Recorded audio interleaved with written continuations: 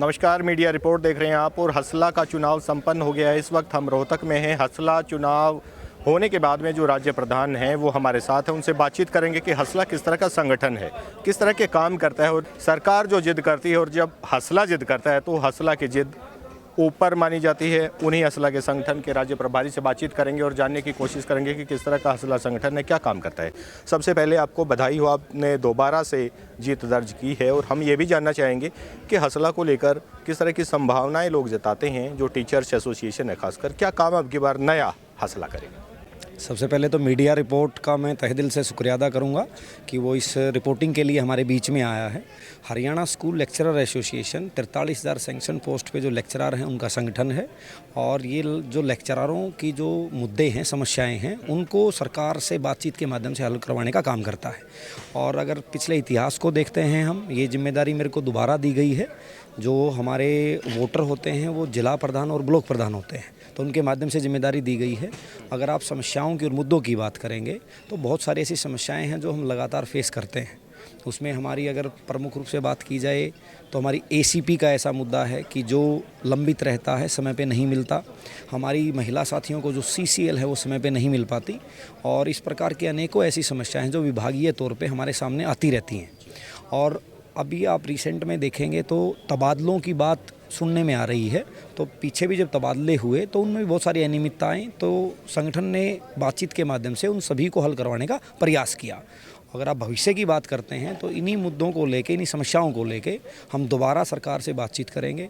और कुछ हमारी पॉलिटिकल मांग भी हैं जो कि उनसे हम पूरे करवाने का प्रयास करेंगे। उसमें कॉलेज कैडर प्रमोशन है, एचसीएस के अंदर एंट्री है। इस प्रकार की कुछ ऐसी हमारी पॉलिटिकल डिमांड होती है जिनको हम मनवाने का प्रयास करेंगे।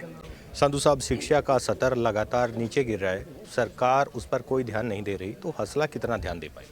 देखिए, सबसे पहले हमारा जो प्रमुख कार्य है वो बच्चों को पढ़ा के उनका जो शैक्षणिक स्तर है उसको बढ़ाना होता है।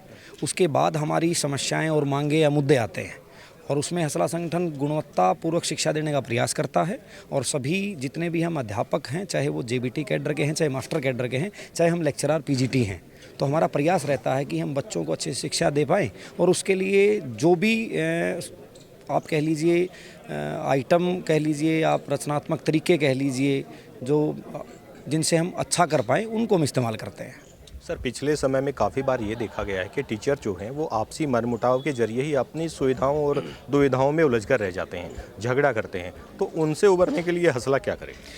ऐसा वैसे पाया नहीं जाता, लेकिन फिर भी हो जाता है। जब एक कार्यस्थल पे आप काम करते हैं तो थोड़ा बहुत आपस में किन्हीं बातों को लेकर मनमुटाव हो जाता है। तो हसला संगठन बिल्कुल एक मीडिएटरशिप की भूमिका निभाता है और हम प्रयास करते हैं कि आपस में ऐसे झगड़े ना हो।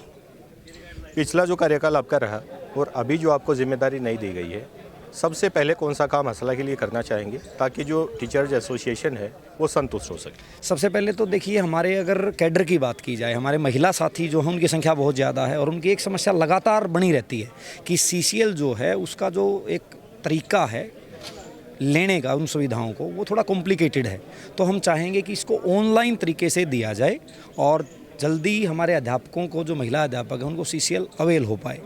और हमारी सीनियरिटी लिस्ट जो हैं वो काफ़ी समय से दुरुस्त नहीं हो पाई हैं। हम प्रयास करेंगे कि उनको दुरुस्त करवाएं ताकि जल्दी से जल्दी प्रिंसिपल प्रमोशन हो पाए हमारी। तो ये प्रमुखता से हम इनकी तरफ ध्यान देंगे। प्रधान जी, शिक्षा व्यवस्था आपने बताया कि इस तरह से सुधारी जा सकती है, लेकिन दूसरी जो चीज़ें हैं उनको लेकर भी लगातार बातचीत सामने आती है कि शिक्षा व्यवस्था, शिक्षा विभाग जो है वो सही तरीके से दुरुस्त नहीं करता, उसमें भ्रष्टाचार व्याप्त हो गया है। भ्रष्टाचार को रोकने के लिए क्या कदम उठाएंगे? देखिए, ऐसी बातें हमें जिला स्तर पे ज़रूर मिलती हैं और जब आप निदेशालय में बात करते हैं तो वहाँ भी ये बातें सामने आती हैं। लेकिन जब अधिकारियों को हम इन बातों के बारे में बताते हैं तो संज्ञान भी लेते हैं। और इतना भी हम नहीं कह सकते कि भ्रष्टाचार बहुत ज़्यादा मात्रा में है, लेकिन हाँ, कई बार ऐसी बातें सुनने में आती हैं, हम अधिकारियों को नोट करवाते हैं और उनको दुरुस्त किया जाता है। चलिए, बहुत अच्छी बातें इन्होंने बताई और लगभग ये साफ हो गया कि अब की बार जो नया हसला है, नई जिम्मेदारी जिनको दी गई है, वो प्रदेश स्तर में ऐसे अच्छे काम किए जाएंगे उसके माध्यम से कि सरकार किसी भी तरह की जो सुख सुविधाएं हैं या हसला को लेकर जो अच्छे कदम उठाए जाने हैं उनको रोक नहीं पाएगी। आप देखते रहिए मीडिया रिपोर्ट।